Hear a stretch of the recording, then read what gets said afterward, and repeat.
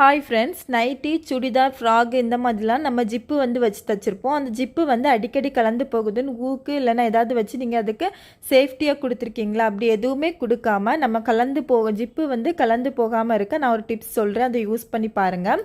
நம்ம வந்து இந்த மாதிரி ஜிப்பு நைட்டி போட்டிருக்கும் போது நமக்கு ஆட்டோமேட்டிக்காக சில டைம் ஓப்பன் ஆகிரும்.